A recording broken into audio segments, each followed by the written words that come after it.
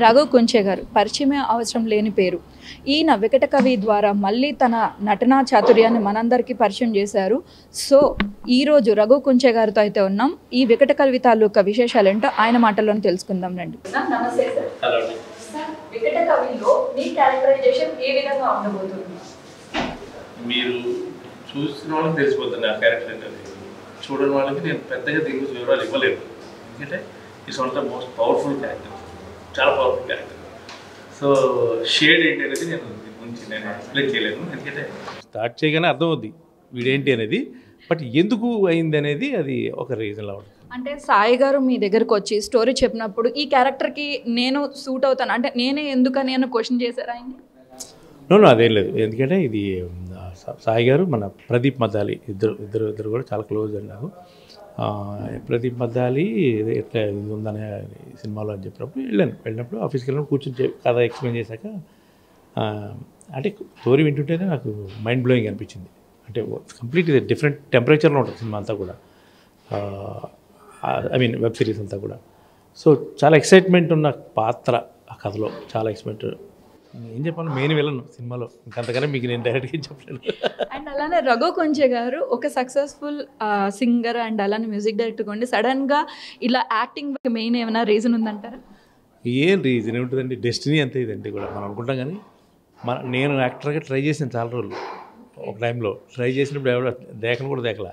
అందరు తెలిసిన వాళ్ళకి మన రఘువే కదా అన్న ఒక ఇదిలో ఉండిపోతారు, ఒక ఒపీనియన్తో ఉండిపోతారు తప్పితే వీళ్ళు ఇంకొక వెర్షను ఇంకొక కోణం తీయొచ్చు అని ప్రత్యేకమైన శ్రద్ధ పెట్టి తక్కువ మంది మాత్రం చేస్తారు అది చెప్పాలంటే.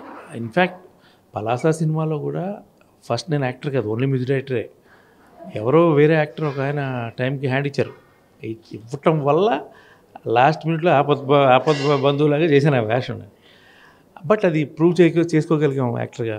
సో దాని కంటిన్యూషన్ ఇవన్నీ వస్తున్నాయి. సో అప్పుడు వీళ్ళకి ఒక ఐడియా వచ్చింది, ఓకే ఒక నెగిటివ్ షేడ్ దీని మీద ఎంతవరకు మనం అప్లై చేయొచ్చు. అన్ఫార్చునేట్లీ ఇప్పుడు చేస్తున్నాను నెగిటివ్ షేడ్తో ఉన్న ఎక్కువ ఇవన్నీ. అంటే మెయిన్గా మీకు ఏంటంటే ఎక్కువగా విలన్ రోల్స్ వస్తున్నాయి. సో అంటే మామూలు సపోర్టింగ్ రోల్స్ కంటే కూడా విలన్ రోల్స్. సో దీన్ని ఎంజాయ్ చేస్తున్నారా లేదంటే ఇంపాక్ట్ ఉంటుందా? డెఫినెట్గా అండి. ఇప్పుడు సినిమా అనగానే ఏముంటుందండి, హీరో హీరోయిన్ విలన్ అంటారు తప్పితే హీరో హీరోయిన్ హీరో ఫాదర్ అని అనరుగా. సో విలన్ అనేవాడు ఈజ్ ఆల్సో మెయిన్ సినిమాలో మెయిన్ ఇది. అంటే విలన్ ఎంత బలంగా ఎంత ఇదిగా ఉంటే హీరో అంత ఎలివేట్ అవుతాడు బేసిక్గా ఎప్పుడైనా కానీ. సో ఇప్పుడు ఒక బక్క పలుతున్న వాళ్ళు లేకపోతే సన్నగా ఉండి ఇదిగా ఉండండి హీరో మనం అంటాం ఈయన కొట్టడానికి ఎందుకు ఎంత కష్టపడతాడు హీరో అనే ఫీలింగ్ వస్తుంది. సో అందుకని విలన్ అనేది పవర్ఫుల్ కాబట్టి దానికోసం నేను వెయిట్ పెరుగుతుంటాను, అప్పుడప్పుడు భీకరంగా జుట్టు పెంచుతుంటాను రకరకాల. మీ ఫ్రెండ్ పూరి గారు కూడా మరి మిమ్మల్ని ఇలా విలన్ రోల్స్లో చూపించాలని ఎప్పుడు ట్రై చేయలేదు? లేదంటే పూరికి ఫస్ట్ నుంచి నేను ఓన్లీ మ్యూజిక్ సింగర్ అన్న ఇదితోనే ఉన్నాను. ఎప్పుడు ఏ రోజు కూడా తన యాక్టర్గా నేను అడగలేదు బేసిక్గా. బట్ ఇప్పుడు నేను చేసేవి అన్నీ కూడా పంపిస్తుంటాను తనకి.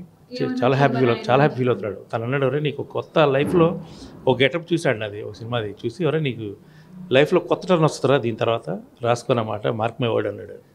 మరి రఘు గారి మ్యూజిక్ ఆల్బమ్స్ రాబోతున్నాయా, ఎక్కువ మూవీస్ రాబోతున్నాయి, ఫ్యూచర్ ప్రాజెక్ట్స్ ఏంటి?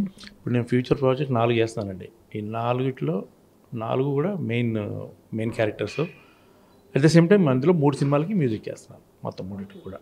అండ్ వికట కవి గురించి మా ప్రేక్షకులకి మీరు ఏం చెప్పాలనుకుంటున్నారు? జనరల్గా ప్రేక్షకులు వెబ్ సిరీస్ చూద్దామని ఇంట్లో కూర్చున్నప్పుడు కొంతమందికి చిన్న భయం ఉంటుంది. సడన్గా ఏదైనా సీన్ వస్తుందేమో, లేదా ఏదైనా ఒక బూత్ మాట వినిపిస్తుందేమో అని ఒక చిన్న ఇబ్బంది ఫీల్ అవుతూ చూస్తారు. వెబ్ సిరీస్ అంటేనే చాలా ఇబ్బంది పడుతూ చూసే సిచ్యువేషన్. సెపరేట్గా చూస్తారు, ఎవరి గదిలో వాళ్ళు చూస్తారు దీన్ని. సో ఇది అలా కాకుండా చక్కగా మంచి పకోడీలు తింటూ, లేకపోతే చికెన్ వండించుకొని మంచి భోజనం చేస్తూ, లేకపోతే వెజిటేరియన్స్ అయితే మంచి పప్పు ఆవకాయ కలుపుకొని తింటూ, తాత దగ్గర నుంచి మనవరాల వరకు కూర్చొని ధైర్యంగా చూడవచ్చు వెబ్ సిరీస్. అండ్ అలానే రామకృష్ణ అనే డిటెక్టివ్, తెలంగాణ డిటెక్టివ్ పేరు నిలిచిపోతున్నారు. అంత ఫెచింగ్ పాయింట్ ఏముందంటే Naresh is basically is very good actor అండి. అంటే తన పర్ఫార్మెన్స్ ఎప్పుడు కూడా ఒక అండర్ లిమిట్స్లో చేస్తాడు. తను ఇప్పుడు అతి ఉండదు, ఓవర్గా రియాక్ట్ అవ్వడం ఇదేముండదు. ఆ రామకృష్ణ అనే పాత్ర ఇతని కోసమే సృష్టించబడిందా అన్నట్టుగా తను చేయగలిగాడు. అండ్ స్టోరీ, సాయి గారు రాసిన స్టోరీ అంటే యాక్చువల్గా ఈ స్టోరీని నేను ప్రొడ్యూసర్తో కూడా, మేడం మీరు సినిమా తీసుకుంటుంటే 100 కోట్లు కలెక్ట్ చేసేది ఈ సినిమా అని చెప్పాను. అండ్ ప్రొడక్షన్ వాల్యూస్ గురించి చాలా బాగా చేశారు. ఎందుకంటే రామ్ తాళూరు గారు, రజనీ తాళూరు గారు వాళ్ళ ప్రొడక్షన్ వాల్యూస్ విషయంలో ఏ రోజు వాళ్ళు ఇది పెట్టలేదు. ఇంకోటి అడగకుండానే డబ్బులు ఇచ్చేశారు.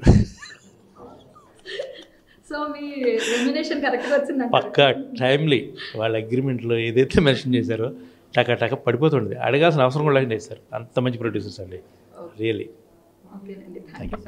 సో చూసారు కదా, జీ తెలుగులో స్ట్రీమింగ్ అవుతున్న వికట కవి అయితే కూడా సక్సెస్ఫుల్గా రన్ అవుతున్న వెబ్ సిరీస్. సో మిస్ అవ్వకుండా అందరూ కూడా వాచ్ చేయండి. కెమెరామ్యాన్ శేఖర్తో కీర్తి, హైదరాబాద్ ప్రైమ్ 9 న్యూస్.